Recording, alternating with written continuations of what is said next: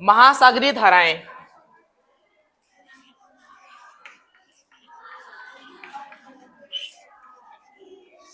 महासागरीय धाराएं। अभी अभी हम लोग पढ़े थे महासागरीय धाराएं क्या होती हैं। तो नियमित रूप से निश्चित दिशा में बहने वाली जल की धारा क्या कहलाता है? महासागरीय धाराएं कहलाता है। बेटा महासागर धारा जो होता है ना, ये भी दो प्रकार का हो सकता है। एक होता है आपका ठंडी जल धारा। कौन सी होता है? ठंडी जल धारा। और दूसरा होता है गर्म जल धारा। गर्म जल धारा। अब ठंडी जल धारा और गर्म जल धारा, जो महासागर धारा होता है ना, यह दो प्रकार का होता है। एक गर्म जल धारा होता है और दूसरा होता है ठंडी जल धारा। अब इसका देखिए, गर्म जल धारा कहां पर मिलेगा और ठंडी जल धारा कहां पर मिलेगा, इनको समझने हमको। तो देखिए, यह है बेटा हमारा पृथ्वी। पृथ्वी पर यह कौन सा रेखा है? भूमध्य रेखा। कौन सा रेखा? भूमध्य रेखा। तो भूमध्य रेखा में सूर्य का प्रकाश सीधा पड़ता है, जिसके कारण इस जगह पर, ठीक है ना, जो पानी का धारा होता है वो गर्म हो जाता है। क्या हो जाता है? गर्म। क्योंकि भूमध्य रेखा में ही सबसे ज्यादा पृथ्वी को क्या मिलता है? तापमान मिलता है।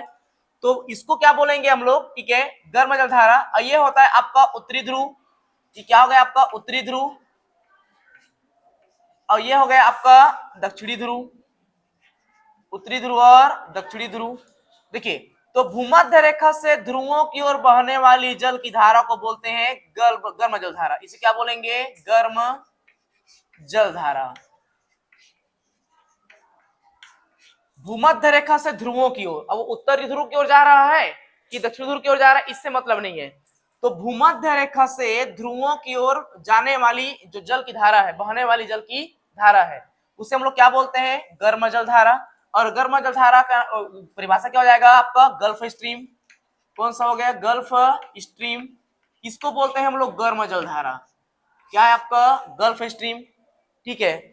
और उसके बाद में ध्रुवों से, ठीक है, ध्रुवों से भूमध्य रेखा की ओर बहने वाली जो जल की धारा होती है, इसको बोलते हैं हम लोग ठंडी जल धारा। क्या बोलते हैं इसको? ठंडी जल धारा।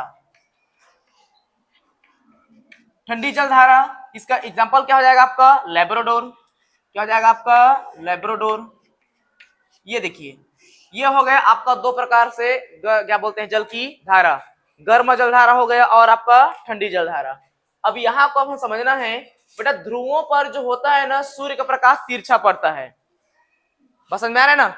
ध्रुवों पर सूर्य का प्रकाश तिरछा पड़ता है। एक ध्रुवीय है, एक ध्रुवीय है, उत्तरी ध्रुव और दक्षिण ध्रुव।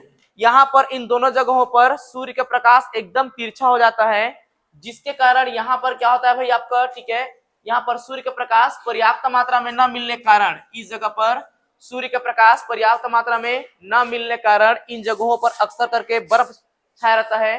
प्लस इन्हीं ध्रुवों से अगर कोई धारा बह रहा है, किधर की ओर? भूमध्य रेखा की ओर, तो इस जगह पर तो ऑलरेडी पहले बर्फ जमा हुआ था।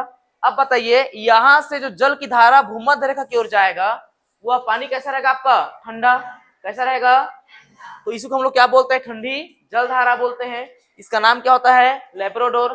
उसके बाद में ये भूमध्य रेखा जो है, भूमध्य रेखा के पास में सूर्य का प्रकाश बराबर पड़ रहा है, तो यहाँ पर पानी कैसा हो जाएगा आपका? गर्म। अब ये भूमध्य रेखा से अगर कोई जल की धारा है जो किधर की ओर जा रहा है? उत्तरी ध्रुव की ओर जा रहा है या फिर दक्षिण ध्रुव की ओर जा रहा है, तो इसका पानी कैसा होगा आपका? गर्म होगा। तो इसको हम लोग क्या बोलते हैं? गर्म जल धारा। एग्जाम्पल क्या होगा आपका? Gulf stream. जिस जगह पर गर्म जल धारा और ठंडी जल धारा आपस में मिलता है ना, उस जगह पर विश्व में सबसे ज्यादा मछली का उत्पादन होता है। क्योंकि मछली का उत्पादन होने के लिए न तो हम लोग मछली का उत्पादन न तो एकदम गर्म पानी में कर सकते हैं और न ही एकदम ठंडा पानी में। तो मछली का जो पैदावार होता है ना, उत्पादन मछली का, उसके लिए अनुकूल वातावरण और अनुकूल जल होना चाहिए, जो न तो ज्यादा गर्म हो और न ज्यादा ठंडा हो। तो जिस जगह पर गर्म जल धारा और ठंडा जल धारा आपस में मिलता है, उस जगह पर विश्व में सबसे ज्यादा मछली का उत्पादन होता है। दूसरा कंडीशन, वहां पर सबसे ज्यादा कुहरा भी छाता है। क्या छाता है? कुहरा। कुहरा समझते हो ना? धुआं से निकल जाता है पानी से, उसको क्या बोलते हैं हम लोग? कुहरा बोलते हैं ना। तो वहां पर क्या होता है? विश्व में सबसे ज्यादा वहां पर कुहरा भी छाता है, जिसके कारण कुहरा वाले स्थानों से नाव को चलाना क्या हो जाता है, मुश्किल हो जाता है, क्योंकि सामने में एकदम कोहरा है, ठीक है, और कोहरा के पीछे में क्या है, कोई चट्टान है, पहाड़ है, कोई प्लेन क्या बोलते हैं, कोई जहाज आ रहा है, ये हमको पता नहीं चलता, जिसके कारण उस जगह पर ना क्या करते हैं हम लोग, ठीक है, नौकायान करना यानी कि नावों को चलाना क्या होता है हमारे लिए मुश्किल हो जाता है। क्लियर हो गया यहाँ पर।